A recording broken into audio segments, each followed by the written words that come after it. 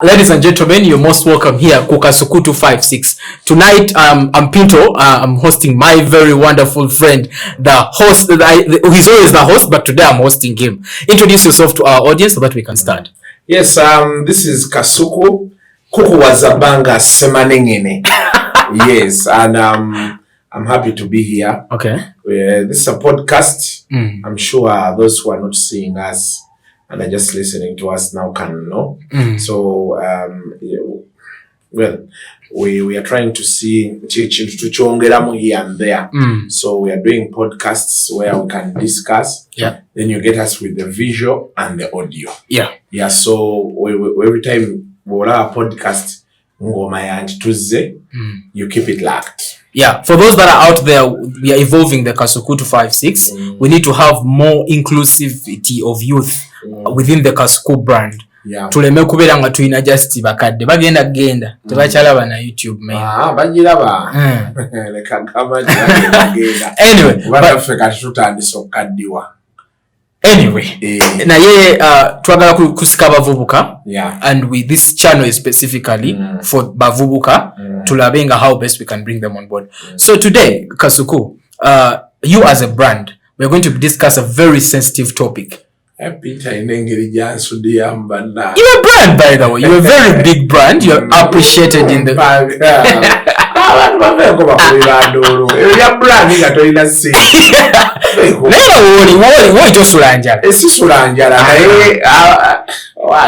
Uganda understanding of a brand is Kasuku. Okay. So Kasuku, if I may ask, today we are going to discuss a very sensitive topic. You don't appreciate what we are doing lately. If I were in position to stop this, I would stop it with immediate effect. What are some of those things? Stop it with immediate effect. But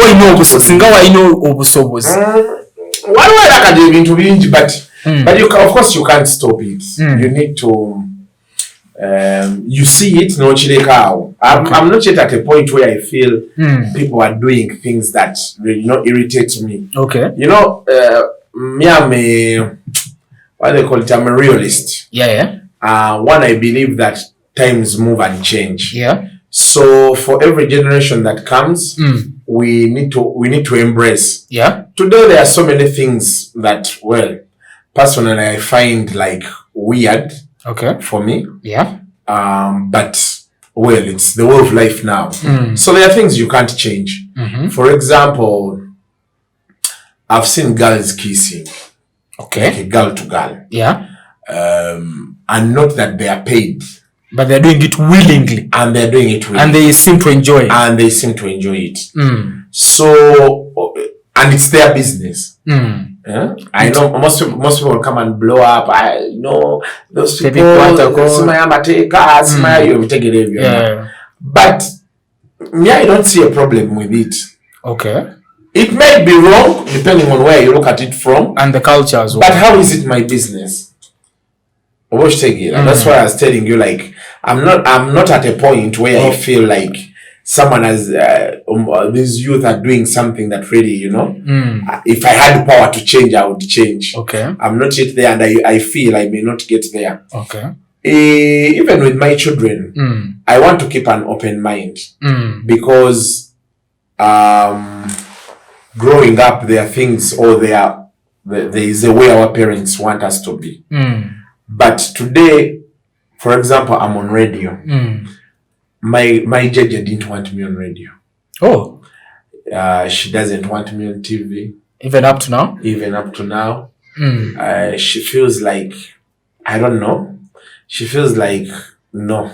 That gives me, even my mom, when I talk about politics, she's like, so konzite, politics. Exactly. Because I'm a good politician, I will do it. Yeah. But people who know me, they know Pinto yabivako. Nsonga nti agamba so konzite baleme kugamba nti nafude pressure because of politics. So I understand that pressure. So kati, but then I'm doing this. Ateche chimpa sente. So kati na yeye ani akadde nnyo nemekola kino.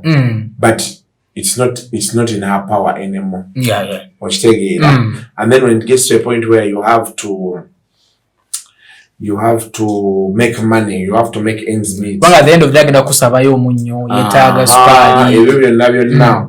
So it becomes a little bit tricky.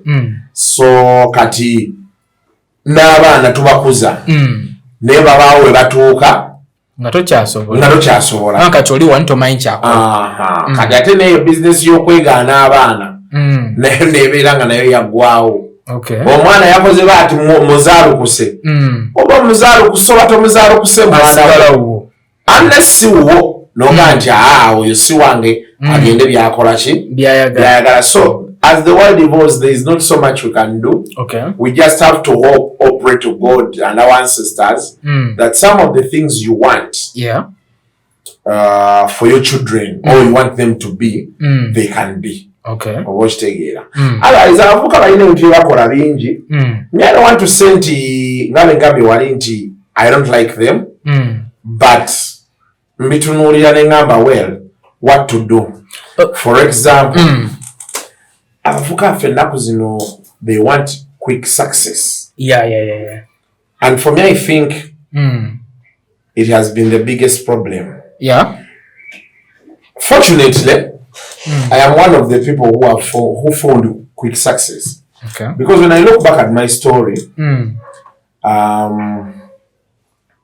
when I was still at university, campus media school. When I was at media school, things just worked out for me. Because I think I did my internship at Red Pepper. I think at the time I was like 20 years. From Red Pepper is where you got the same name? No. No, those ones came after. Because at Red Pepper I was a writer, a photographer. You're even good with camera. But writing and photography was my passion. In the beginning. And that time we had small cameras.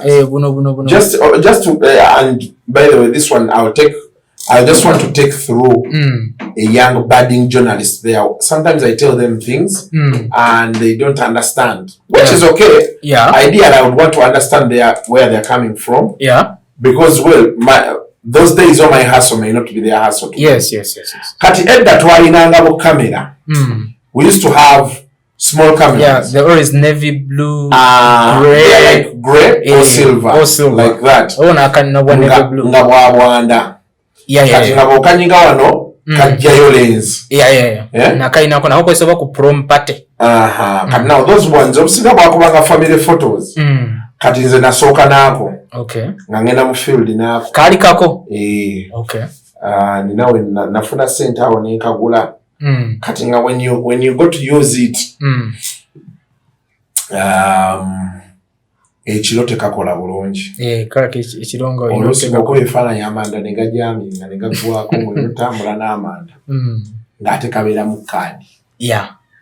Those days cables ezo zaali zitandikiriza okujja. Naye most times twali tukozesa bu card reader. I know most people have not heard of or seen card readers.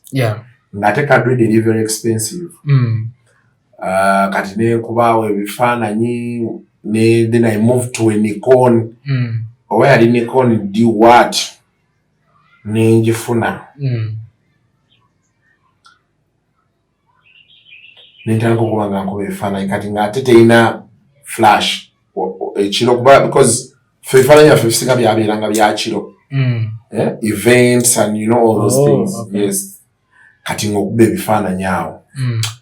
Then kati awo nemvaawo.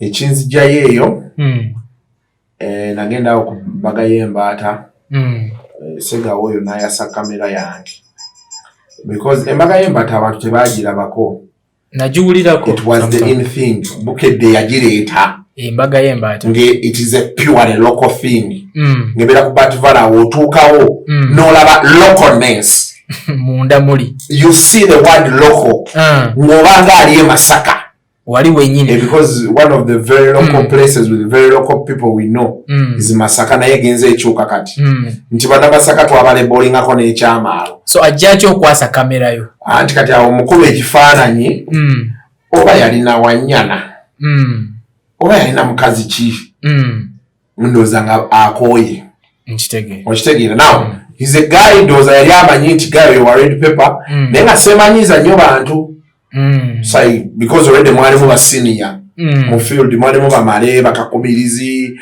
ba edichiko bajingo abobeka mulumba kati nga already bamanya abantu kati nga I'm more like the old man out because these were like not grown people but they had experience. Yes. They had been there, they knew these people. So I think Sega had asked them don't take pictures. And I think ngabali already bachimanyi I think agote bakusubira nabagala bakobe fana vya stage kayagala bakobeno mu bantu because the challenge was people baite bachagala kujja mbivulu nga batyo bakobe ebifananyi bakuba n'omukazi ataliwo atenga wale batekayo mu mawulire atenga ready paper oluso omukazi omukubi atudde bibye asitamye never flagging up front page. Not kubanti yali atudde asitamye the whole show just at the time. Yes. Ochamuka oli nakwokya nga akapale kalabika abamu nga tebabeera mu mpale nga yaze mu kivulu abawala bakyayambalira ku mpale ddala nzawe nasokero laba abantu abatabeera mu mpale nabo abayimbi abamu tukatwakanga ebifaananyi bwelusomera wansi wa stage nolaba omuyimbi nga tali mu mpale nogaayo mama kiyitirira okitegera kyegga so then kati awo then I ditch the camera nenzira mu kuwandiika kati I used to do interviews kati awo wanfuulira ddala like because you know you had to like interview ng'ogikola misana n'omuyimbi ng'akulaba ng'ali soba n'akutegeera that time I was Isaac kati ne tuvaawo awo batandika Stout TV. I think my journey wano mu print was not so hard apart from chiri of course challenge twalinamu kati yali nga yansasula nga there are months those guys at RP would pay you well then there are times you could go 3 months no the sales were ziri but maybe because they could buy new cars bonaga bagula lumu maybe they could want to start like a so priorities change and kweku kati nkugamba RP at its peak not in its formative years nga eri at its media house eriwo by that time in that angle what it was doing yali ku peak okitegedde atoyinza jogerako nova kati fo twaberawo wano nga red paper bamusomera mu new vision oba monitor waliwo time eyajja wano nga bamusomera mu kati actually kamunye ne onion red paper yatuuka ne when started doing onion kamunye kanegezako okuba nga etambula mainstream nga kati sokosola ogisoma so kati that is the time where I joined them. Nakamunye is a budding product. Onion naye baddewo. So they were making money. Chobomanya. Because all the time I took onion yetunda. Stories. Nga you one of the main writers. Kamunye najja n'atunda. Na sente zikola zijja. So but you know you can't tell someone how to run their business. Kati so nembeera waawo. Then around 2000, because now those things all happened. Now I went there for an internship around 2009. 2010. So then I link up with some people. Kuyubisi yao. Nagayi wange yanga anti bagayi wa UBC banomba manyi kwatu atunanga kufika. Na bagayi ba UBC banomba manyi ebichi jangu tukole ki? Tukole na. So kati awo. Wenalabira obuzibu omuggulire. So bana abavubuka bano bentero bengamba abavubuka. Ndoza muwulira to go the hard way. Kati twatuuka eyo nga everything is analog. Eri mbadde muli ku the best? Eri because it was print. Things are simple. Kati no so much so that you could even because when we had a laptop, ebiseera ebyo dongo za MTN zaaliwo walabako ku dongo. Dongo yalinga flash. Naye nga it's an internet thing. Kati ngabula ka flash kabeera naye nguyonga neneko. Nga nene noji. Kati nga ojibikula no waggulu. Noteeka mu sim card, noteekako.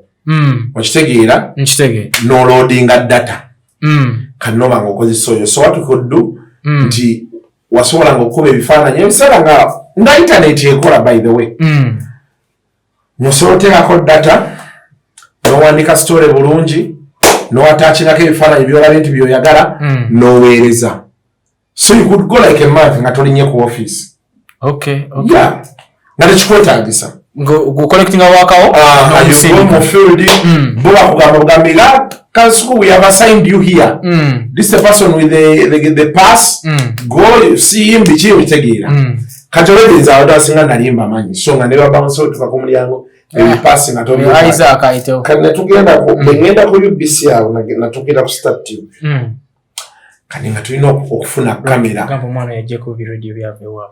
Kani nga tulina okufuna kamera. Netsoka na uno okamukodo bumanyi. Bumanyi obo. Kati akongo okafuna ngo katape jukira elitwale tukozesa kadi wano okozesa tape noteeka mu tape no recording kati nga tape eyo omala okurecordinga byonna byorecordings bw'orecordinga 1 hour oyina akantu mwagiteekanga ejjeko 1 hour eyo nga bweri ejiteeke ku computer. So that means you had to be available full time. 1 hour. But that car machine I'm telling you, nga UBC newsroom, kabera busy. Era mu mwana wa UBC wa averi nzijukira waliwo guy bali omuyita John Barnes. I think the day I felt like crying. I know. That instances nozanga sato. John Barnes oyo yaveri nga zene gulire kweli nga gulira zenalyo. Najja nga yali mukambwe nga tanyumyanyumya nnyo ebintu byanga akumanyi. Ate nga bweba time ya work ebera time ya work. It's one of the things for me, like you know what angered me there was like guy yasikamu wakawo nga kali ku 95. Oh my god. Nga inokwa naye nga tutudde 1 hour egenda wera. Obadde otasibodde okujja kuli oze kuki ku computer. Kati najjamu. Naye kati nenjagala omugamba n'ebintu byemukola UBC tebyagiraba. Tewayirenga wano wendi kati otandika jjane. What was his reaction after all your reaction? Atayite wali byayite bimukwatako. Omanyi most of kati ola Star TV yajjanga it's you know? It's more like kati nga wolaba we do Kasoko 256 kwatayo then we choose to do another product naye nga abantu free vision bearers tuba tulagikiraga naye bano betukozesa akola okitegeera I've experienced it so many times by the way kati n'akajjamu kati olulala nina kuba ebintu bebikaloba awo abantu tebaga wakati olaawe twatuukanga bali bakozesa owa Premiere Pro. There's a software they used to use nga simple. It is by then. Waliwo bodi gye bakozesanga Premiere eyo babagira Premiere babiki ye yali weruddewo sebo eruddewo just nti technology yagenza agikyusa version yaliwo ate nakati era tennabakubeera wali it is flexible tebanagituusaawo kati otukesera no encoding anemala essaawa so we talk about that in Chimanyi kati owa final cut ye oluteekamu kasita obeeranga ekintu kiri compatible ne iPhone buli kimu kyanguwa kati so twatuuka nga tulina gaya tu editingira nga naye abeera busy nkitegeere nga musobola okumala ebyo ate oli zino tulina ki maaka awo tezinnajja tuli kuzino computer zino eza bulijjo kati toyina mwokyayo bweyagala ekyo kiyitewo bali nga batukolera ku bwerere bambi sijjukira kuba nti twabokyanga yalinga mu UBC gwali mulimu omu yali wa Brown omulala gayoyo alina channel gyakola oba bagiyita oba ye ya Cavuton ga yali awo n'amaaso manene yakola ne YouTube channel ye so kati nga bakuyamba so benatoka nembikowa nefuna guy bali omita Isaac nga abeerawo olaba ovene Makerere wansi okkirira ogwekawala waliwo wali church eriko ne radio church ngeyabujinga church ngeyabujinga ngamba vano Makerere wano ola gate ya wansi jeri yes olwekikuba ekikkirira kikwisa mpaka kasubi waggulu kati wansi awo waliwo church eri awo noza gayo nani church yazi bali kuya fana okufa oba yeyo kati opposite walinda waawo bwimba apangisa ngeri manji waliyo n'omwala bamanyi ebintu byekinaku kati nga gayo wange abeera awo ng'ali mu kisenge ddiiro oba yalinga mu ruumwemu Senga diro jimanyi by that time. Yali mu room emu ng'ateekawo kateni na ufananyi bwa mukazi we. Bakisenga diro. Mukazi we bwabeeranga awo. Kati nga tugenda ne tukolera eyo. Kati kwolwo n'atugamba mukazi ajja bikire tugende e Kawempe eyo. Gye twakolera awo nga wala petrol station benzina weri. Waliwo ekizimbe ekiwanvu kiriko ba betting company kyeyo oba top bet oba 40 bet eri awo. Ne tuyingira awo. Netutandika okukola ki? Namutandika okweditinga. Ediga yako saza nakawala kenali nkwana ebiseera ebyo. Katonotono. Kazze katuddawo nange mikanyuminkiriza abukiisi bwe buyitinga nange ki. Mwaze kweditinga? Yani kati tubeera tusalaasala. Naye nga wali gayi yakyali wakola ki? Akola. Kati ffe tumala n'ateeka mu ki? Ng'ali mu kwenkodinga awo. Mwenga mudde no mubyago. Like 45 minutes. Kaba kayingira 30 amasanyalaze ne gagenda. Kati osanze gebiseera ebyo katomanyi. Tomanya kati va ku bino tigagenda kukoma omwe. Webale. Kati gayinza okumala wiiki. Kati kasobola mala wiiki kati ngawe Kawempe. Kubanga naye nga gasobola okugenda ekiro kiramba. Naye kati enansa nange omanya nti we gaba gagenze lwakusatu omanya nti gajja kudda ku Sunday. Era nga byonna obisazaamu. N'obireka. So kati ekyo ne kintabula omutwe. Kati nenvaawo. Ne tutuuka kuzanya programs ezo. Because jukira ebyo laba ebyanika ati live wire bye twali tukola. So it's not live. Nga mukola recorded. Tukola recorded. What we used to do ngatufunayo butepo obuyina nja kufunayo lumu wande muzanyira abantu. Kati ngatufunayo for example kangambe omuyimbi. Ne mu hosting ayi no limbo lupyo bali nawe kibe scandal ne tumanyi tuyingira segment y'olugambo. Ne tukola yawo story ng'emu bbiri. Amasimu nga gavugaawo. Okakasa. And it was not live. Natebera live. Amasimu nga gavuga kati we became popular that fast. People got shaken. But because this is not, it can't be a quick success for you. Because when you're in your story, it is a very hard one, bro. That is not hard, by the way. No. It was just in technology. Regardless of that, omuntu yena had a reason to give up from the start. It was in a short period. It was in a short period of time. Okay. This is 2010, because we started 2010 in July, August. Then I was out of that place, I think in 2012.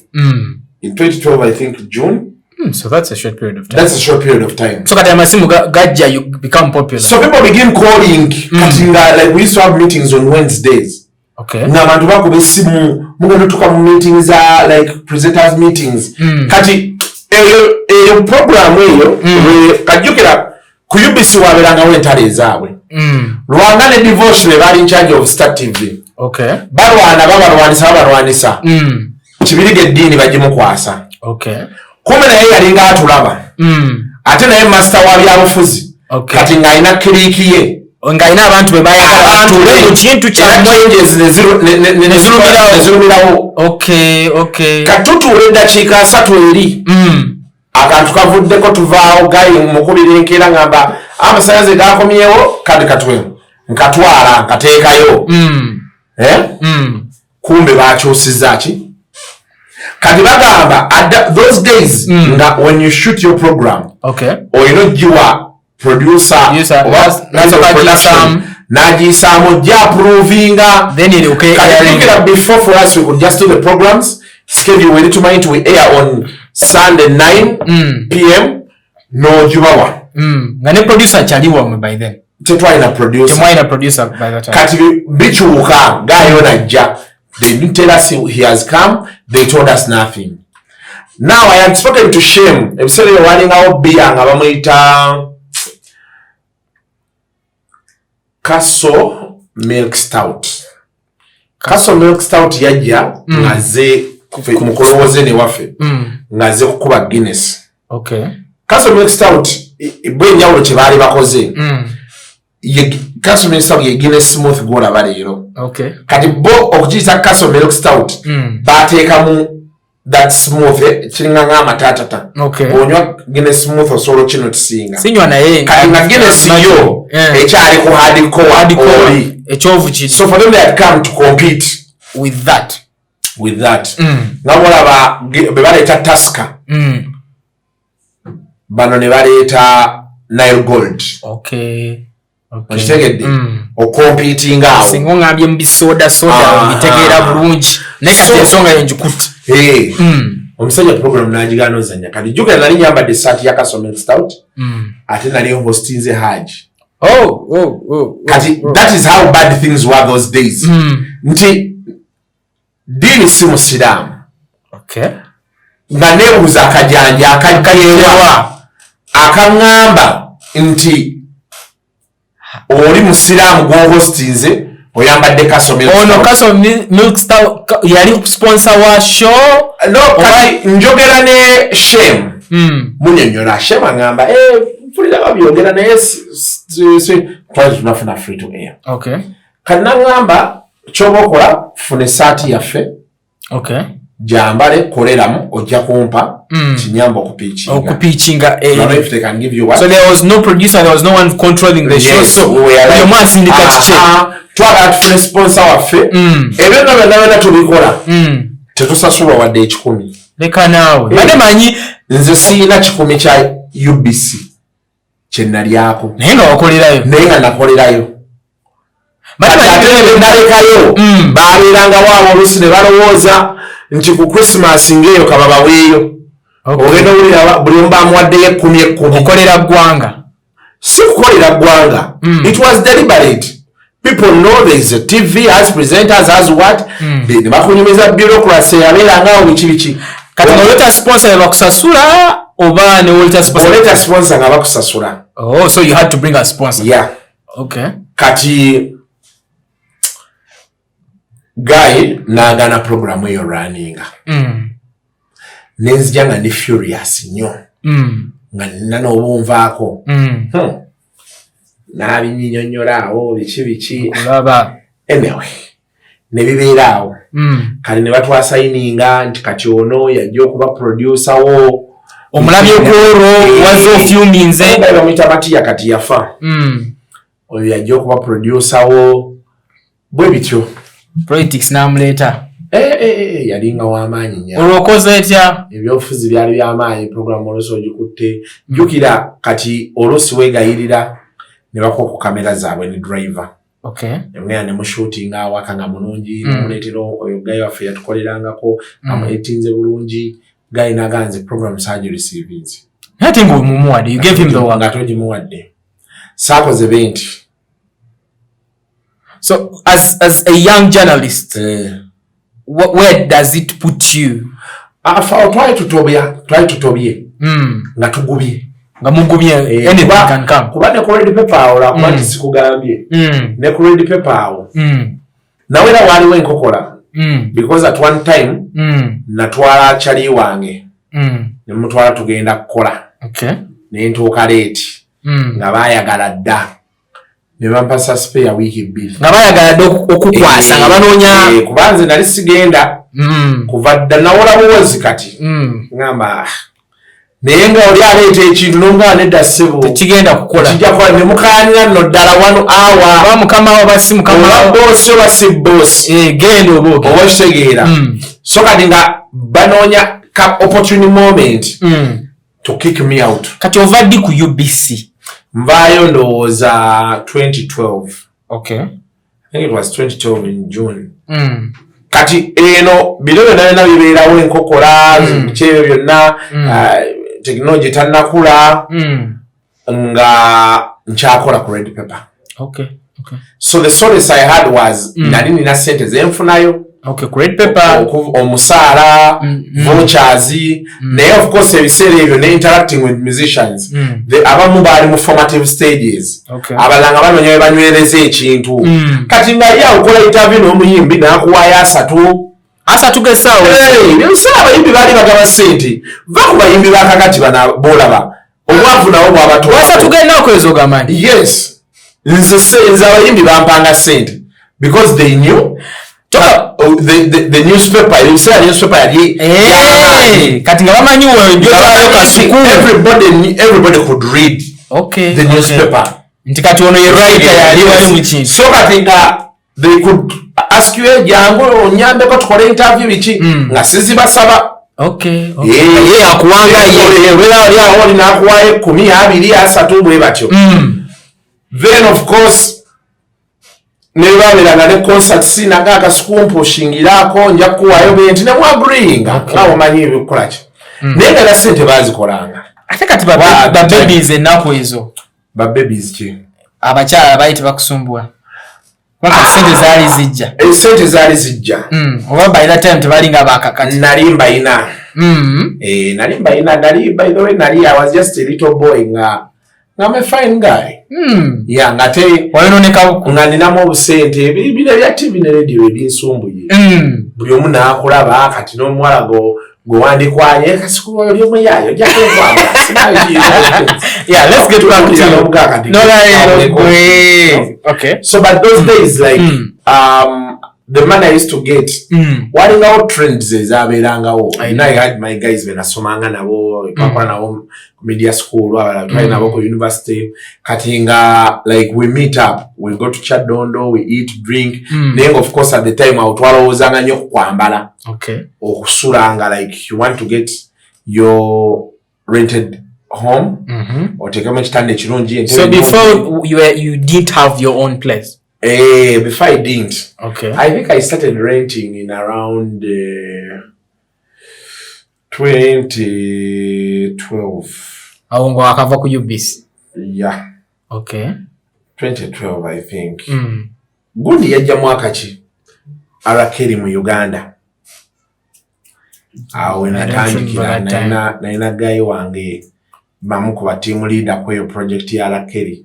Nanga nyafangisa naye sina sente bikinanga tupangise nyuma nga yabisenge bibiri diro kinabiro nga watandikira walungi anti twali babiri but enyumba gye twafuna yali ya mitwalo 3 kati nga nze challenge gye nali nina okusinga you know when you have liquid cash zino sente toyina bizibu muzeeyi wo kyamulabako kati nga waliwo ebintu emu muntu osobola ofuna emitwalo 3 muga tugende tuganywe wali ekyaddondo tuzimalirize embizi wali ekyaddondo mulyoka muli embizi mulyoka munywa abwana bo bebi nemwambala biseera ebyo engato ezaaliko all stars kyavola waliwo obumpi buno nayo nezikomero wabuwanvu kyavola ekintu kyengatto nakitegeera so buli kaseera my friends benabeeranga nabo they used to emphasize yambala engatto enfu basekerawo nga mikwano gyange oleeta omukyalo omufu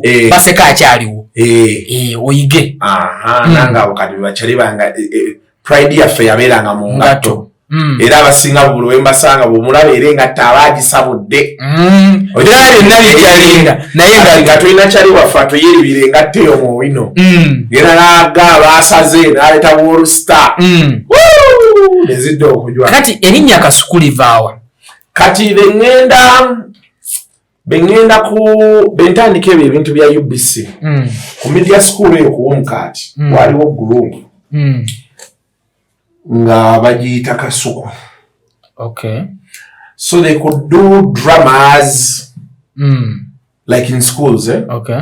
So because now I was working with Red Pepper, like I knew musicians, I knew people. They thought like, yeah, maybe I could get them financing, and all those things, or maybe there are doors I could kick for them. So they interested me. Mwale yali akulira group amita Brenda. So she interested me in it. Nebugembe yafuka mulokole because of mchala. Waliwo omwala gwe yali agoba n'agenda mu church. So she interested me with it, and so somehow we had gotten to a point where we are chasing paperwork to register the company, because most people, it was that serious. People were saying, to give you business, you need to be a company, things. So we are chasing on the paper. Then the 2010 bombs happened. And she died there. Yaliomo. She was my friend. So now rest in peace. So I took on the name Kasuku. Nenga waliyo from there. Yeah, with her. I was not with her. Kuba nze nali never bebe cool. Side area. And I didn't know they were there. It's after the bombs. Oh, it must have been terrible. Yes, it is after the bombs that. So you took on the name from there. Yeah, so I took on the name from there. I was like, let me take on. So as we wrap up, because choose optamaliriza njinyumya kugusa bano some of the things that irritate me about that I don't like about bavubuka lero. So there's a scenario I came to know about Kasuku because of the Kenzo saga. Yes, most of people know you from that point. Could you be okay with sharing the highlight? No omwana akola journalism out there ategerente aside the other challenges waliwo point eyo kati I think issue ya Kenzo is basically job hazards. They are job hazards, like at that time there's something, but what I want to tell you is musicians and journalists have relationships. And everybody feels like I've done something for you. Now, of course, when one party decides, like, feels like I'm not receiving enough from this side, and all those things, and then also the other party feels like, no, you have already received past what you need to have. They give you the middle finger. There is definitely going to be collision at some point. So that's what happened. So it was a build-up of so many things. So it was not just one event. It was already a build-up of something. I think Big I addressed those issues. And by the way, Namugama Big I sinikira muri ebinyobyo because at the time he was supposed to speak, he kept quiet. Why is he speaking now? Why is he speaking now? So it was just about relationships. Yes. I think it was about relationships. So let's get back to track. You're done with UBC. You have. So I moved to Dembe FM.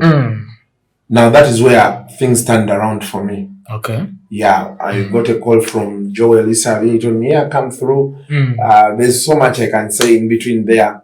So then Kativine vya hustle. Wembi vidamu. Nova mu byanza. Nova mu survive. Duka firudike gende. Bambe ku motoka nayo kupichi. Kati at the time yao gundi Facebook ekwata etandikirizo kwata akati. Mushitegeera. So kadnengenda awo. Then I also did my website. We had a website www.ugito. You told me about that website. I was working with Robert Sebunya and kadirimu ko bizibu byetwafuna ababa big guy bolaba. They were already big. Nga bakopera ddala waka. Already they are big. So baba nga baba copy. Thank you. We can't have numbers. I know. You put a story, they do copy and paste, they run it. They just change the picture. Yes. I think those days when Ugai yali achakolerayo guy wa Campus B. Eventually Yamana na akola Campus B. And by the way, I want to thank that guy. It's called Yabelanganyo Lawrence. I forget his name. I know him. But he came to me. Ngayagala tandika Campus B. I think I'm one of the people I don't want to say Nze na mugambo banze na mpushinga because people ask very many people. So he asked me, I want to start something like this and like that. You're running a website. I'm like, yes, begin. Then he returned the favor. Okay. I think I'm locked down. We have a WhatsApp group for some media guys na between man. So yeah, natandika discussion. Kasuku, why don't you start a YouTube channel? Okay. Well, so I go in his inbox. He tells me, YouTube ojja kukola boti ne boti. Nenda banga kisoboka. So nebuuza ku bantu abalala lawo, then I began. Okay. So kati bentandika a website. Jukira kati nzaawo na refresh information injina buli kimu nga the guy is just copy and paste. So when I had issues with my partner about share this, share that, you do this, you do that, I nes jukira ababba waka, you know, nenjisa zangu. Website ninjita noga kati ngandaba okola ate bano basukayo waka ate basingo funo bulangi bafuna okitegeera kati mbirabe nako zino waliyo eyo gundi eyo it's a social media page mbo.ug ne big guy kati bekola copy and paste ono chaje no ogenda bona olabe no otegeerawo neriye ogenda okutuuka eri nga noli agitaddeyo. Okay. Maybe captions differ, but anyway, that's now kati. Because now things are the same. To China nyoti, our story yabadde very exclusive. With the emergence of social media, ogenda achiguddewo. So now there's that. So I joined Dembe. I think I joined Dembe in 2011. Must have been 2011 June. Okay. 2011. Then Monitor came to buy us. Okay. In around,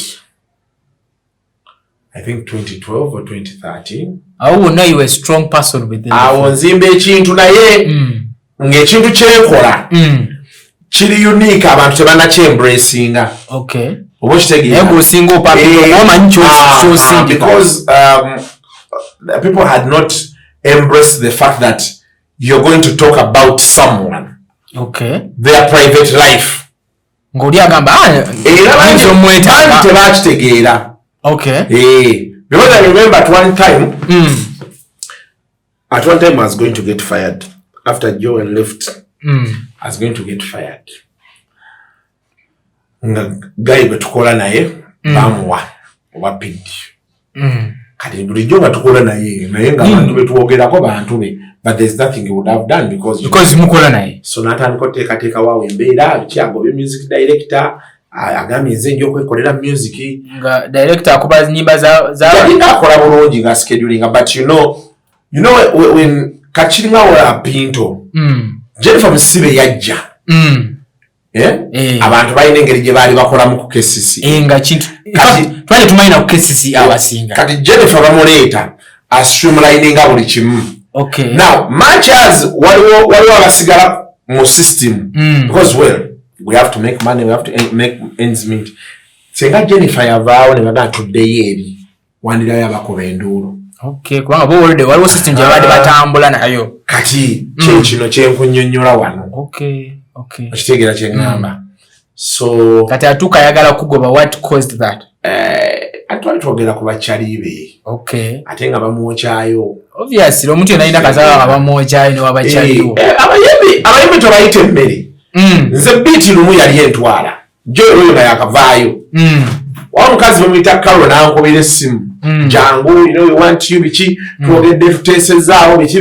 Buli kimu nga kiwe. Kati n'aŋŋamba jangu okole voice test bw'ogimala tulabe how you will begin.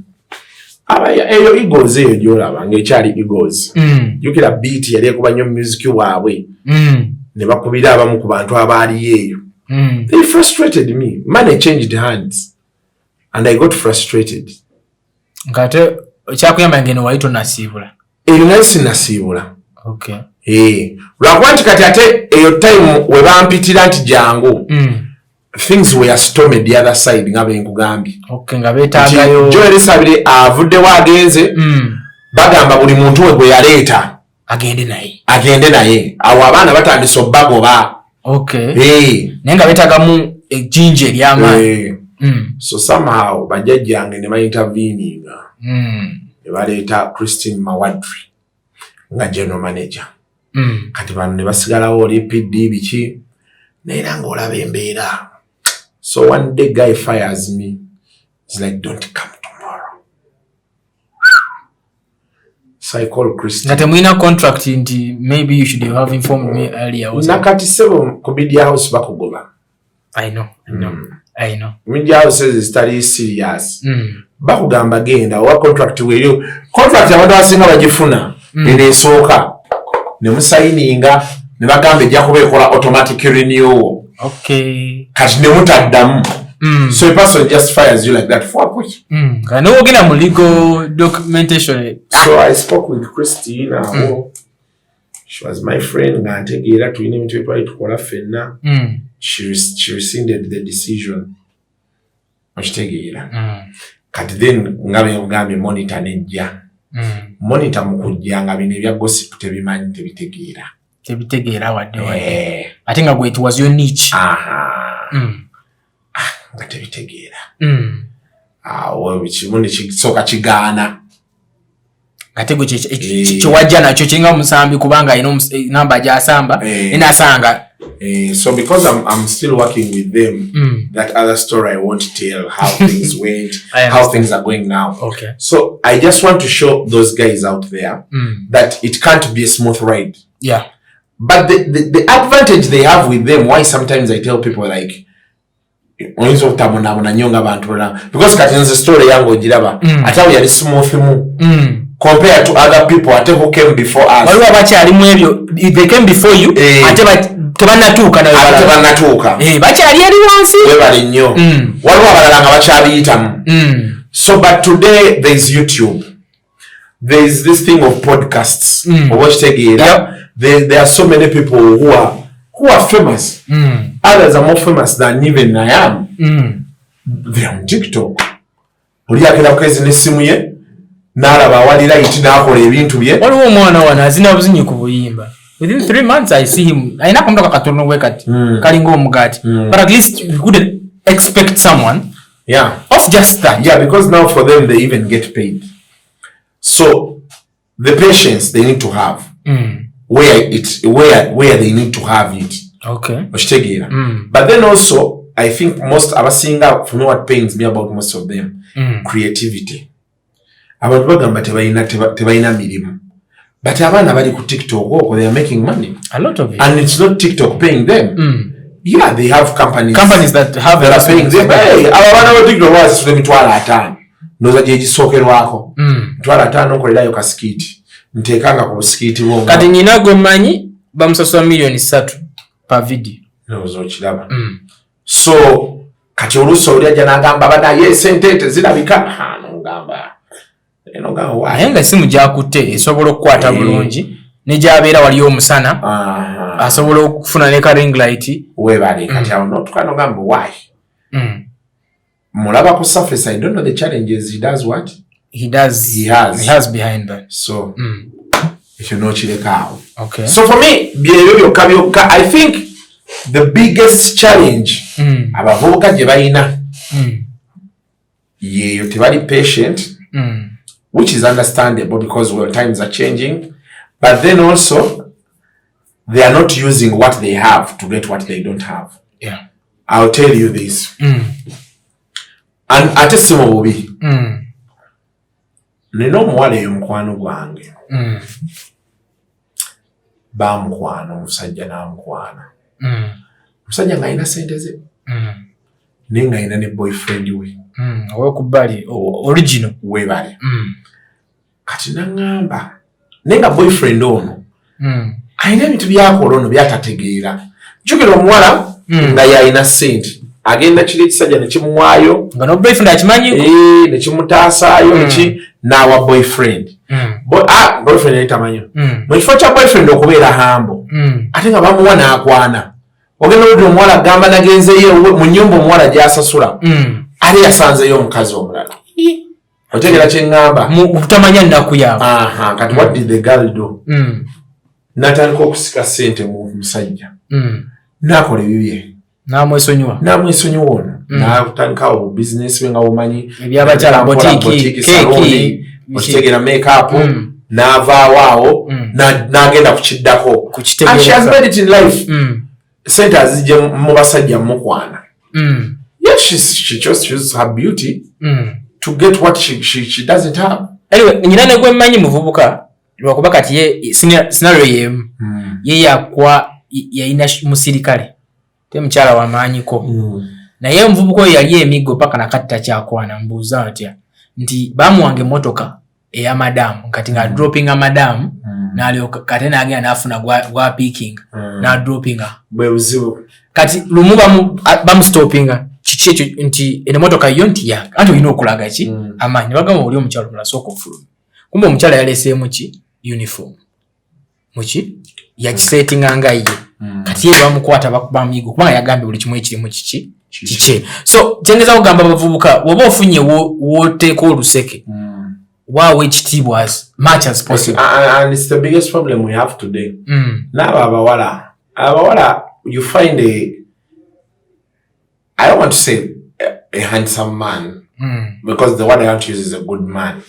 When you find a good man who is willing to spend money on you, I really don't understand why you could want to play games around. And especially to play your games wrong. Most of the times, baberanika committee.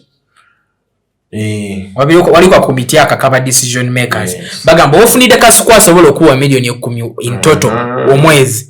Osobola ofuna yo omulala. Webale. Oshege. Obene bakasukubo nga basatu. Toguze kapoloti. Naye nga bwe zijja basanga Dubai bakomyewo bagenze wa nze babuzibu wakawe nina especially kati n'abawala kuba abawala ojja n'omulaba ali Dubai bamba bagenze kubya n'omubuuza what's taking you on holiday really nga asiba wakati n'agenda ku holiday ojja n'omugamba nti newammwe kuba kati abantu bangi batandise okuddayo okukola ewaabwe naga waaye kankole ennyumba y'ewaffe at least tomanya embeera bw'eneetabuka bitegeera bwe bityo baga ennyumba ya pindi noddayo ne weebaka embeera etabuse okaddiye babeere gakuguddeko tokyasobola ki you go back ewammwe ekyalo kiri oba Masaka noddayo Masaka to a good house erimu tiles, erimu running water, a good bed, and you know. Sina chindi wao those moments when you are depressed noga kanzireyo kewa. Neka tuwobea depressed oyagala genda ko wachaliwo.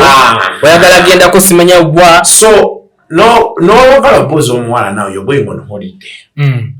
Which like I told you, I have no problem with someone going on holiday and enjoying themselves. They are right completely. But what are you thinking about? Because there are girls I know who still go on holiday, but he has like 3 plots of land, 4.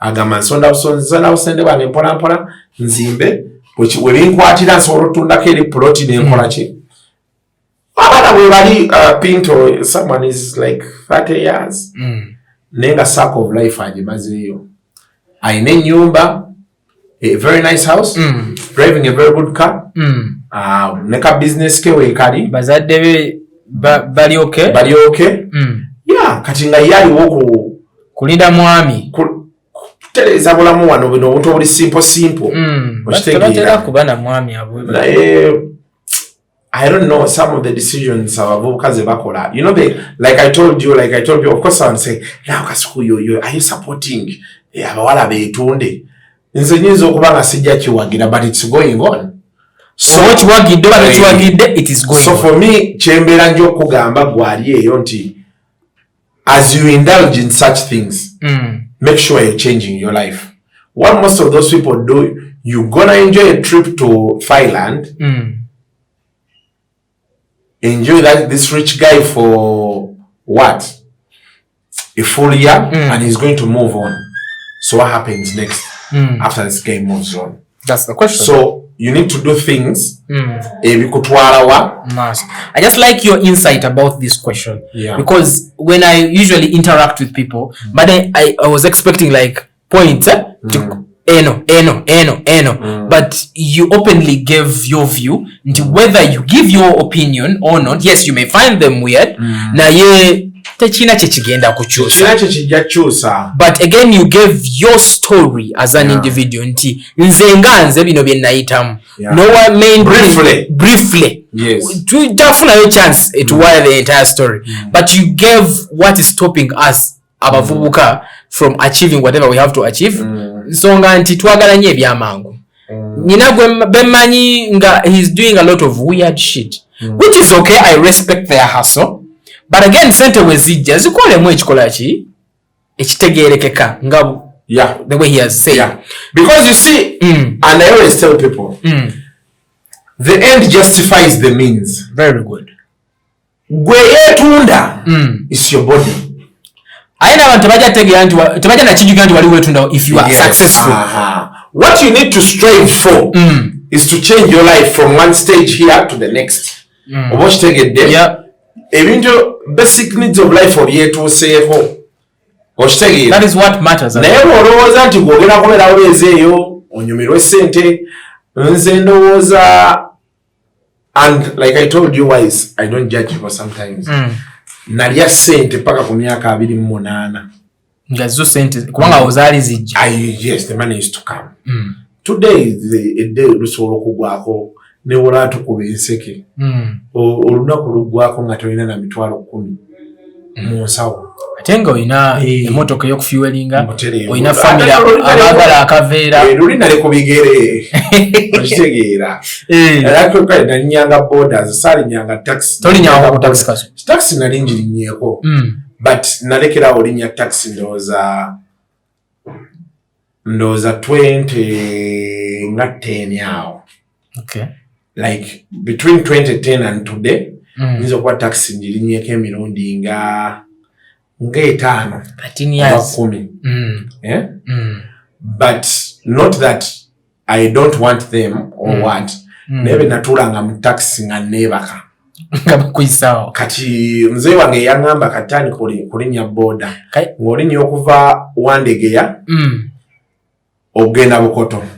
Kati jukira zagenda zisibamu. So somehow I used to play nainanga zinesimu Nokia nga ziko Snake. Kati light yewe benjitunula mwenyu my eyes become heavy. Kati nebaka. Okay. Kati ogendo laba kuyisize kamoncha because walinga olutu josolo itamu kamoncho toke waffe. Njako bya. Bakuyisa kukira road na olutu yaberangawo. Ne bakuyisa Bukoto wali Kabira. Ntinda. Jozo kukira.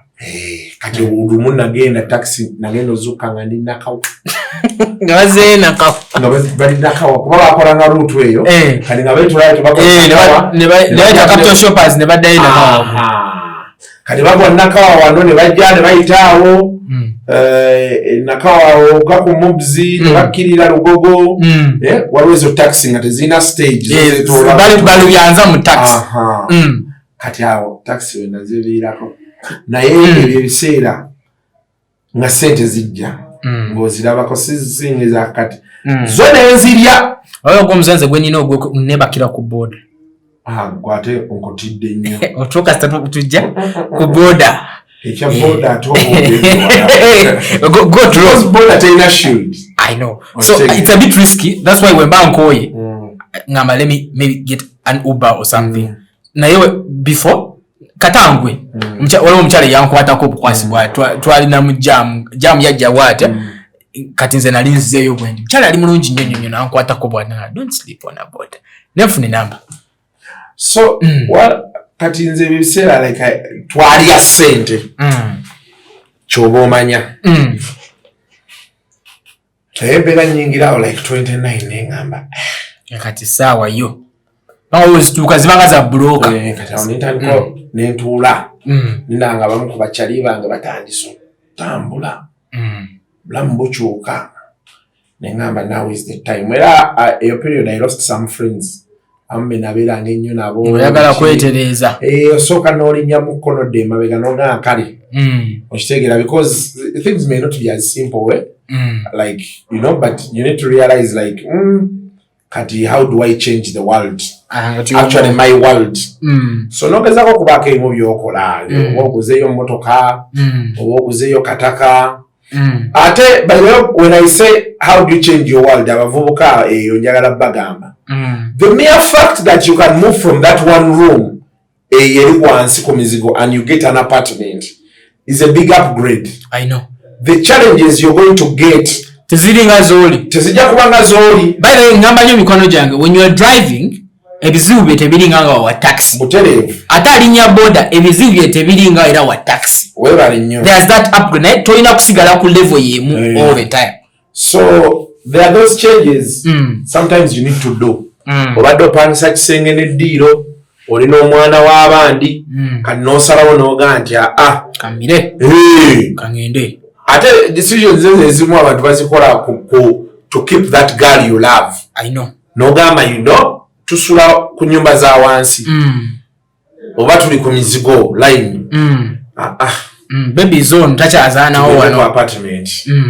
Ne muyingira apartment well secured apartment gate bagibaggulira you know mu parking emmotoka ya moba mozi engoye ziri safe buli kimu kanobera n'omuwala nga safety weeri n'atandika okulowooleza ebintu ebikola ki ebikutwala mu maaso. There's something I always tell people, what security comes with you. Nti kati wemba nkola ne kasuku security gyenyina nti waliwo olugi lwagenda okola ki okuggulirawo, waliwo abantu bagenda okugenda nabo nga nze so akola ki kati n'omukyala gw'olina mu bulamu bwo oba omuntu yenna akubeera okumpi kino kituukitsa nga it's no longer secure. We want to see new things. We want to kati wosigala nga myaka 7 tonna musaba bufumbo officially azadde abaana muli mu room 2 nti okay we are comfortable here. There's that change, so there's that progress as well.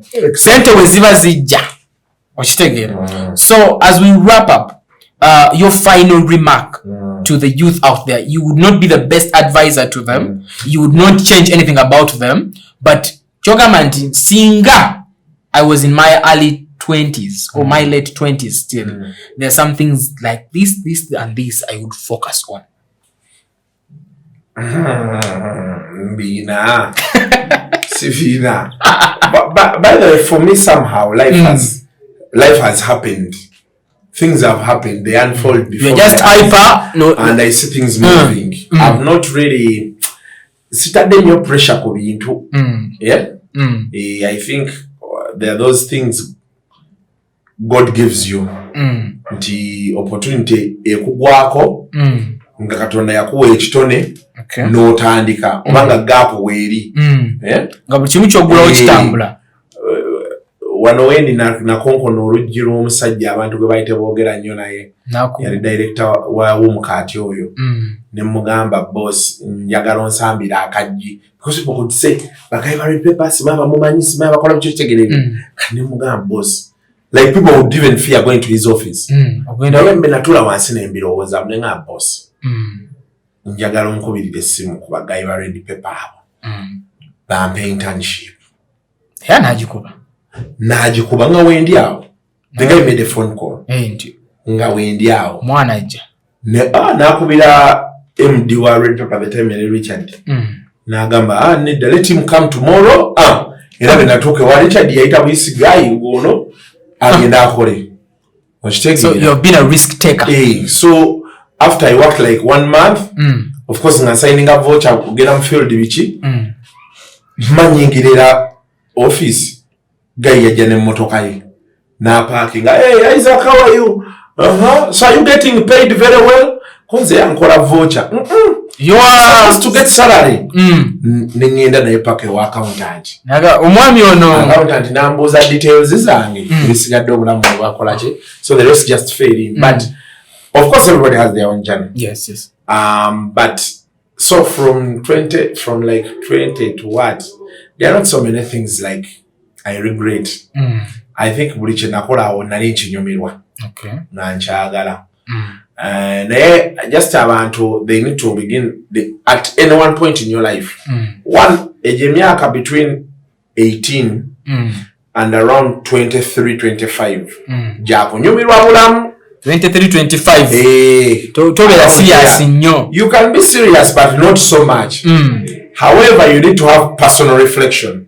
Of course, depending on where you come from, because I come from a fairly good to do background. Of course, I have my challenges in between, but seeing a muntu nti mva Masaka from scratch. No, Masaka njogera distance. Wala Masaka mu town. Not just Masaka. Abantu bave Masaka nga talina bwamanyi mu kibuga. Ng'ekifo kyasobola okwanguyirwa ogamba nti embeera emunyizenyizeemu addeyo era Masaka. Oba otegera kye ngamba. Makes sense now. Kati those days wabeeranga nga tolinamu transport.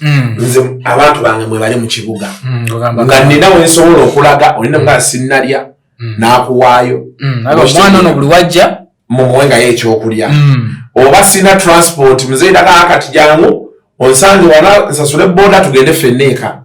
You get those things. Yeah. You have a brother. So planned kid. Not planned kid, but planned kid when na kwezi. I'm a planned kid. Kasuku planned kid when na kwezi. Just in family affair abantu bangi mu kibuga we are here. Wano checha tulime cha dondo muno. Okay. Especially my mother's side. So atenga je nakula nayo.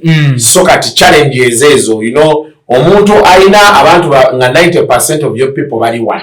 Na mulala alina abalala 90% bali oba Masaka ali wano yafumbirwa okitegeera. You don't have the same challenges. So but as you sit down on whatever you do, you need to reflect, personal reflection, to understand what you want. Oba okitegeera. Because well, me I may be here, maybe I had a smooth ride. There are so many people who have smooth rides. They've not made it in life.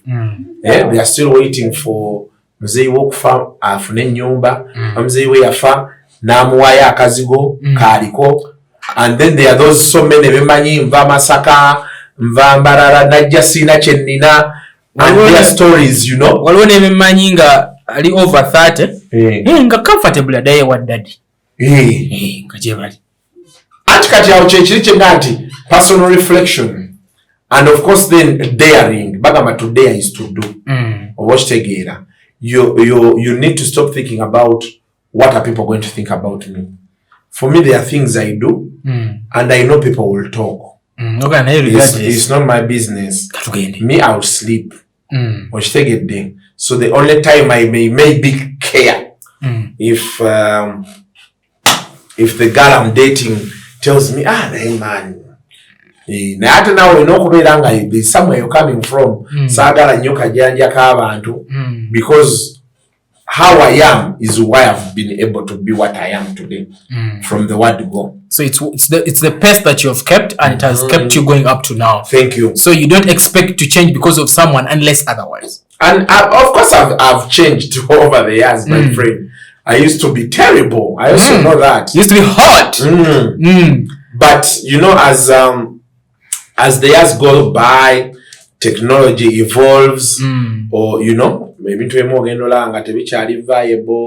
or at some stage you need to evolve from this stage to another, because the opportunities are there. Watch together.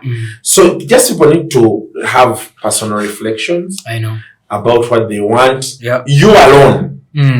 Abavuka abasinga tebabeera married, babeera ekaka galo kajja buzine kagenda. So as you enjoy your life, olina okureflectinga ku ebyo. But then also mu Bible waliwo ebagamba nti enjoy your youth, but remember you'll be accountable. Ogimanye eyo gondi nyumirwa obuvubuka abo naye obukadde mujja kubuuza obuvubuka. Naffe tukyali mu haso, tetunatuuka we twagala. Naye haso zo za njawulo. Anti kati nze kati haso zange za njawulo muko lwaki? I've been able to embrace some things. I don't know for how long, because the world keeps changing. Oba okitegeera. But at least I am comfortable with what I have today. I understand, and I respect that. Yes.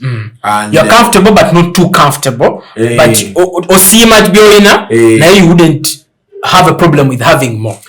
Exactly. Okay. So I just try to make sure that I move with the times. That is why I don't want to lock my mind. Or take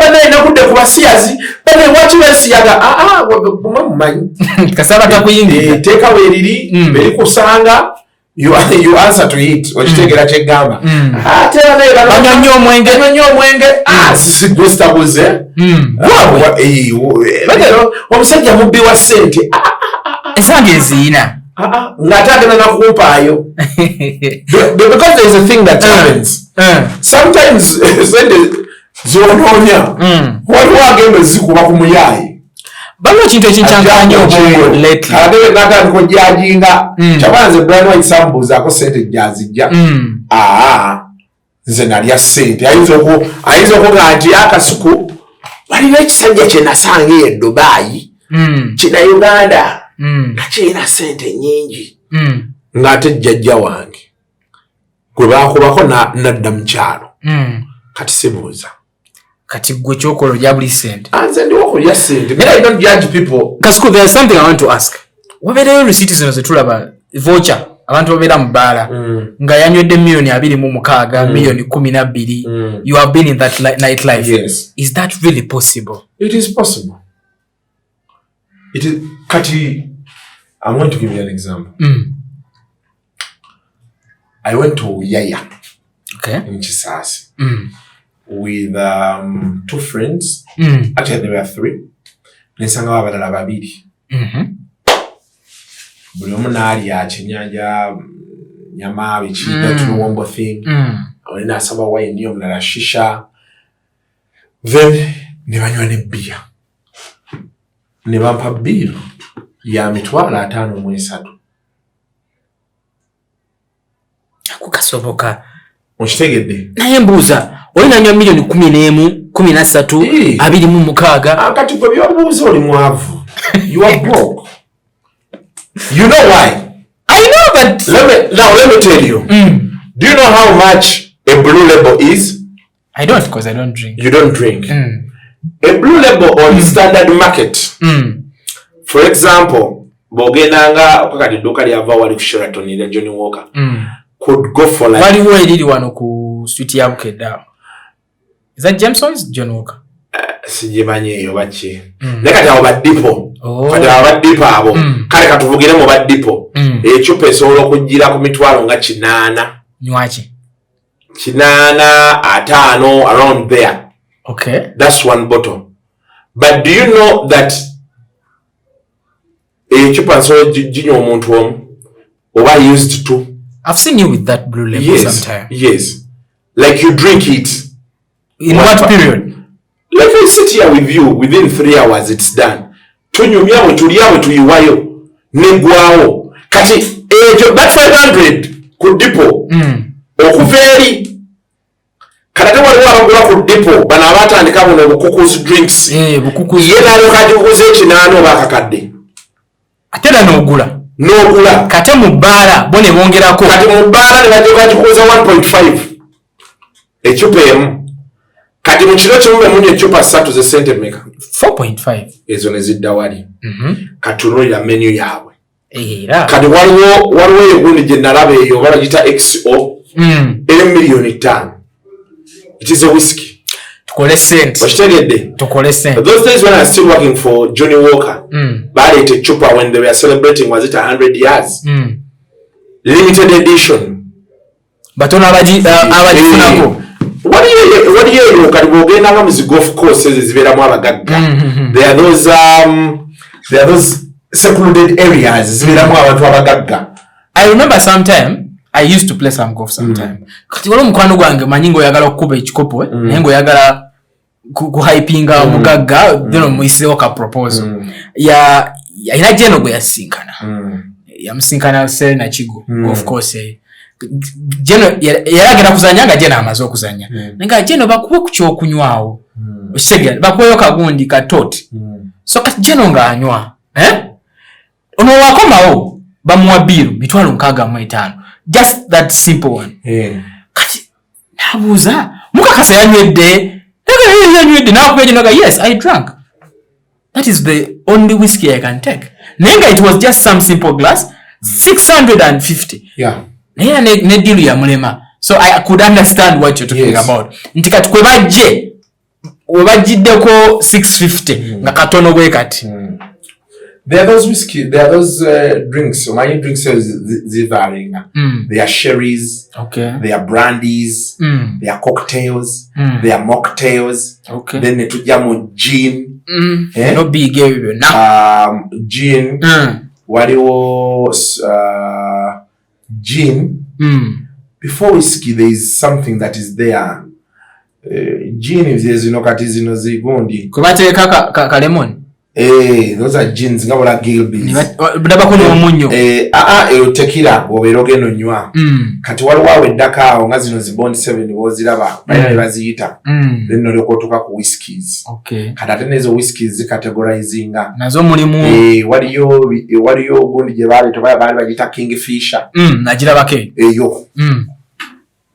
waliwo ecupa gye baleetako omukyala oyo bosi waffe yanyumiza aneeti baleetako ecupa obanga ya $2,000,000 ne baziweereza wano nga ziri limited edition, like they can say we are sending 100 bottles nga bamanyi nani agenda to Uganda. Ne bakukwasa gwa ali ku kintu ekyo n'ogenda no speaking nayiika one of those golf courses, I don't know where they were, n'azibanyonnyola n'azibateera waawo. Musajja omu n'agamba nti bring 10 of them zigenda baweereza 2 baweereza 10 20 million, yes. And people were paying there. Awo wenyini kati ffe kitubonyabonya wano is poverty. Because let me tell you, olaba nze ntuula n'abantu ne tunywa $1,000,000 n'egwa. People eating, drinking, okitegeera ogenda tunula ku bill boti nga $1,000,000 tukolesa ne tugikwasa omusajja n'agijjawo. Nalina omusajja lumu mu gavana nalina omusajja yajja yeepika kasituba kuba kyonywa naawe n'omulaga yansanga amanyafrika ekuba papa oli mujjawo musajja n'akyamukirya oli mujjawo music ya tugumeyeka kasikuba kuwe ntudde wano ndi ne basendi waliwo omugaga waffe gwe twali tulinda omusajja yali atugamba mulye munywe enzija ebyokulya bitambula almeka whisky crate za beer tuliawo tulinga abantu nga 8 tulya tunywa nga mugamba oli omuwala oli kasuku buli kyagala muwe bill ogimpi nti akati wano tubadde tukutte wano wofunzaawo omuwe wano wetukuttewo wasooka ne bamuwa bill yakakadde nagamba kasuku zisiye kakengamba naganze ninakabiri gaago towaŋŋamye ndiye okitegedde it is a brand but to shock you ole yatugamba mulye munywe bwe yajja ono yali yakyayogera ebyo kasuku nemugamba muganda ng'obirabye naŋŋamba bano baveeko $1,000,000 n'ateeka mu nsawo nemugamba nti sooka osasule $1,000,000 eyo tubeere comfortable ku bye tulabye. Omwana najja n'ateekamu equity ne baziggyako naŋŋamba bank balance mukulage gwe ndinako wano omusajja alina $1,000,000 nga 4 ku akawunti teya equity ne tulyoka naŋŋamba kasoko njagala buli kyoyagala bakuwe ate bw'omala nkuwe n'enkalu n'ennwana n'okunywa kuba kati awo omanyi amaanyi gakuggwamu kuba kati ate osobola olwanisa $1,000,000 plus no awe mwali timwaite musobola kumalawo 2. So but then also they are what they call quality drinks. Bw'ojja otunuulira ebyo ku biwayini ebibeeramu yani ezo drink abaana ze banywa ne bwoba olina ulcers okanywa towulira kintu kyonna tekakusumbwa nankeera n'ozuukuka bulungi n'ogenda n'okola ngapo bino byebatugamba nti bw'onywa sima whisky ono ojjaku takuyisa bina ddala buyita buyisi wano okewana bulungi n'ogenda n'okola you should try a blue label. You don't feel it here but you feel it here. Okitegedde osobola muno tokyaso olikyupa 2 ng'otudde mu kifo kimu naye nze nsobola okunywa naye okuyimukawo n'otegeera baba balina okusitwala ezo yo ekwata wali nnyingo enoonya nnyingo munobeyo muti kati ogenda okukola oti you've not drinking not today wait a minute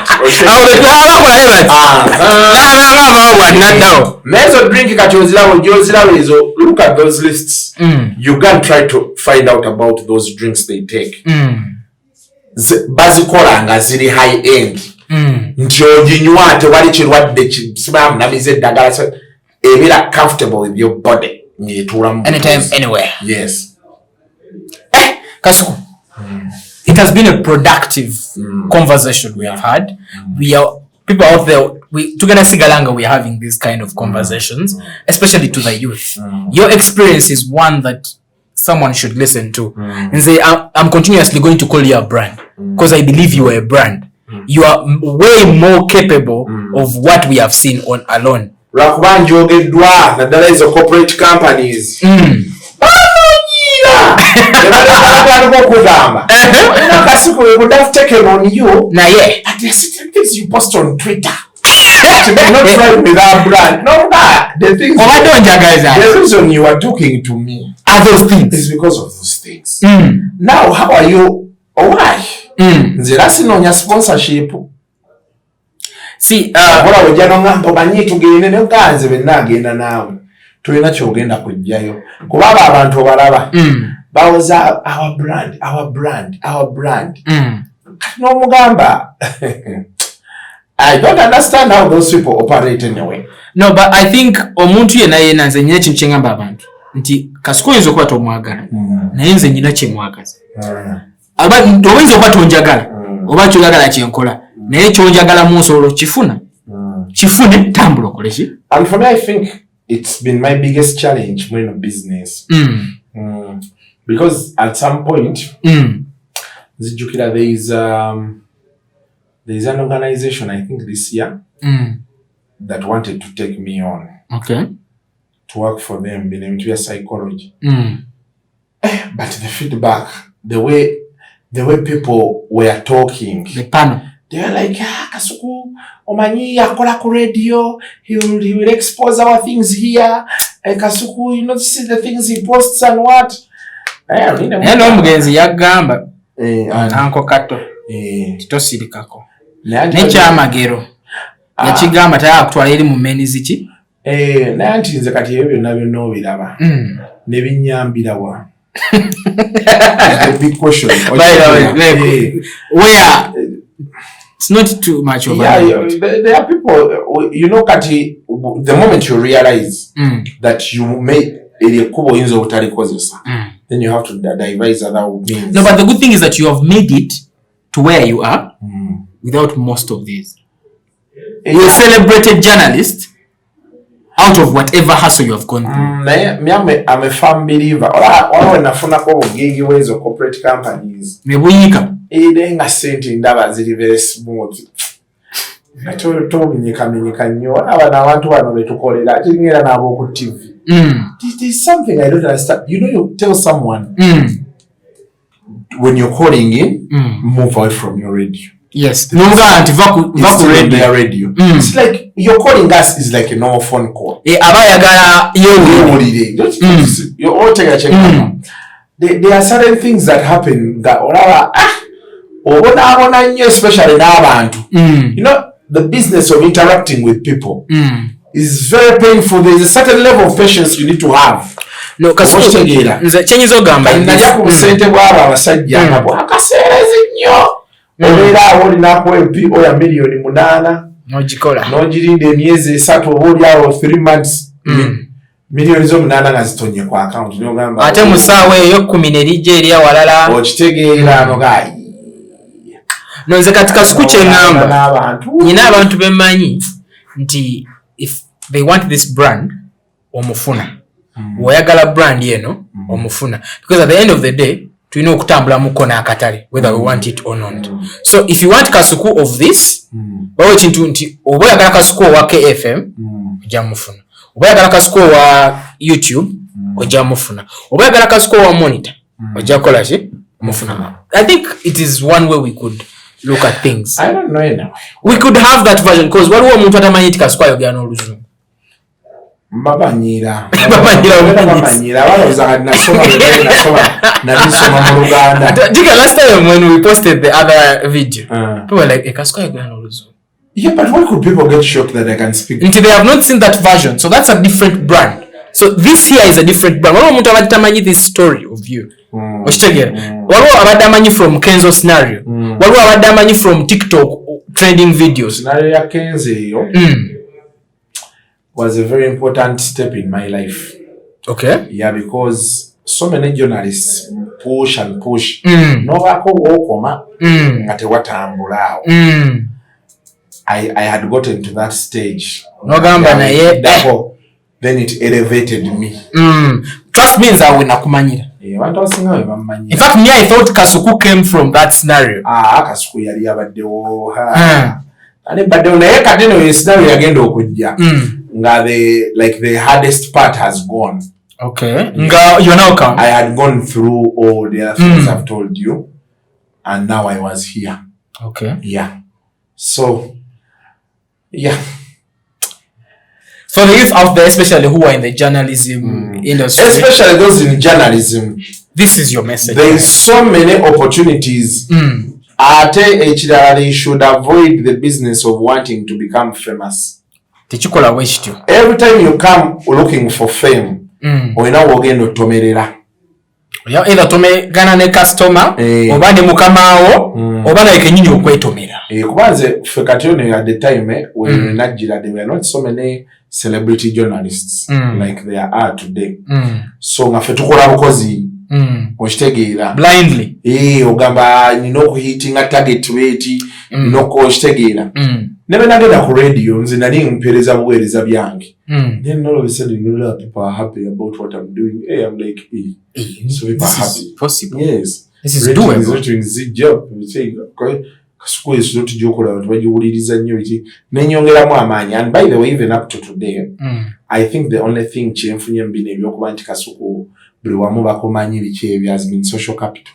Okay. That coincidentally bemba ngenze nga mu ddwaliro bagamba yatobera mu line Kasuku jangu. By the I like the fact that social capital is being appreciated lately. Nze nganzo omuntu in my entire career sirina lunaku lwe nali nkutte sente nesasula muntu for anything career wise. Yeah. So for me I think chances ofunamu bino ebirala sometimes lwakuba nti otuuka nga you have to work. I just enjoy like when you see nsobola otandika nga ekintu I feel like I'm down. I pick the momentum, I enjoy what I'm doing, I move.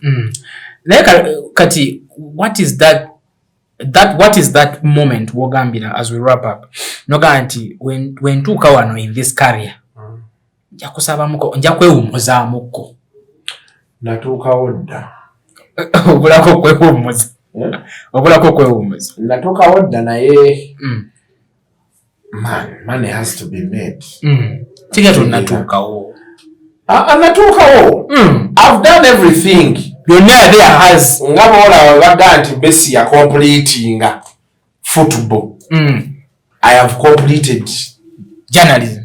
Yes, because kati lengera ndi ku YouTube ndi ku podcasts. Okitegeera. But you know the Ugandan dream. Yes, but you know the thing about I've mpandisa amawulire mu field ne mukuba ebifaananyi nenzija ku radio nekola TV kati ne ku TV nkoze YouTube kati am podcasting. It's basically everything that there is to do. But the good thing about journalism is that even at 100 years you can still do it. Yeah, it's the only good thing. That's why Katurakwanti, most of our media houses, not mainstream, they have refused to move with the times. Yeah, and it's the biggest challenge. That is why you see these days so many people, you will meet them. Agameka school kulaba nnyo ku YouTube. N'abakugamba nga nti buli bakolanga ku TV oba kulya ku radio. These days boogera nnyo, I see you on YouTube. I like your YouTube shows. Very good. It is a pointer. Now, TVs and radios need to understand. Podcast egenda kulya mu radio. Very good. Eventually with time. And then YouTube and any other socials that are coming on board, bagenda kulya mu TV. Kwakati the Facebook zali amawulire. Obviously, there are some few who use to read the newspapers. Yeah. If I hear anything, Twitter. You go there, you'll find everything there. That's why some companies have now moved into So e-paper, even the radios now are going on internet. Yeah, there are some TVs that I know are now on YouTube and it's a TV. Yeah. So they need to understand what the flexibility that comes with YouTube, especially in terms of expression. Because ku TV is utakuwa 2 hours. Obviously. They want to squeeze everything there. So how do we make sure? And the comfort that comes with YouTube than the TV. Because Minak, I don't want to have a kazanyo. Kati wabata kalabye. Wabata ka saving. That is what saving buzanyo buwera. No one nchimanya I'll watch it any time. After kuliko the censorship, smart broadcasting standards, zibichi, all of those things. Baina oku. I'm not saying the broadcasting standards should go away. But we need to see how do we harmonize in terms of flexibility. It could sound weird, but now this is the time we are in. And it's a normal, by the way. That sound of yours trending. It's now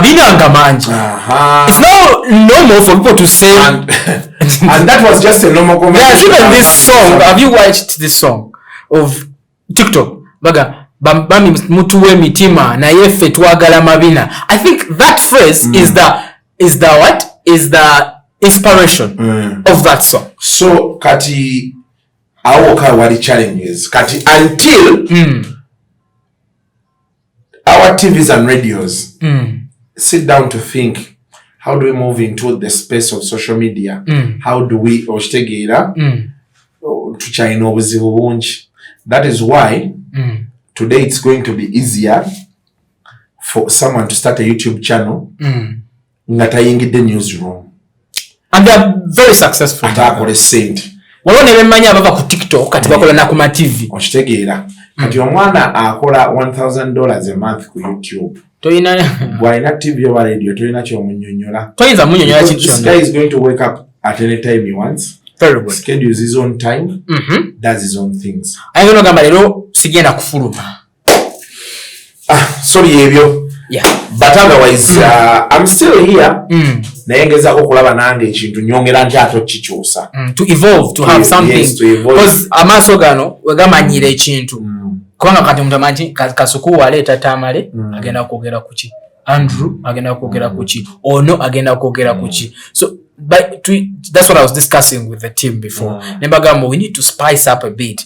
What are they expecting? Tubakubeko ka surprise. Let us change here. Because amaso galina okusigala nga gakola ki? Galaba something new. That was us. For those that are listening to our podcast, atena mu abali mu kulaba, we are very appreciative. In a podcast bagita Kasuku Live Podcast. Yep. Simayo bawakono n'omuntu wantu muteka Kasuku Live Podcast. Techina buzibu. Yeah, but it's going to run on Kasuku 256. Yeah. So be there, subscribe, share. This is my project. I'm trying to see how do we change. Kuwaro li Kasuku Live madde nkola bwomu. Kati njagala kulaba tuleeta tutya abantu abalala. Okulaba nti tubeera nga tukola ffenna. And if you're out there ngoinayo something a bit different, unique, and you feel we can partner with Kasuku 256, we are ready to welcome you. Next 5 production is the production house we are working with. Then we have Stibat Media. We are also working with them. Together, for those that are listening, you can comment. For those that are watching, you can comment on what exactly you want to know about Kasuku or anything else to be read. Yeah. He's an open book. Right from the start. That has been us for this very first episode of this project, and we look forward every week. We may move into doing two. Yeah. Mwongere okubyagala, mwongere commentinga. You can even oteka wawe ebibuuzo. Longa kasukuwa ekibuuzo kye wanyumyako bweki. Aha, so ko clarify. Natujja tukinyumya wano. Okay. Yeah. Thank you so much. We remain Kasuku 256. Sign out.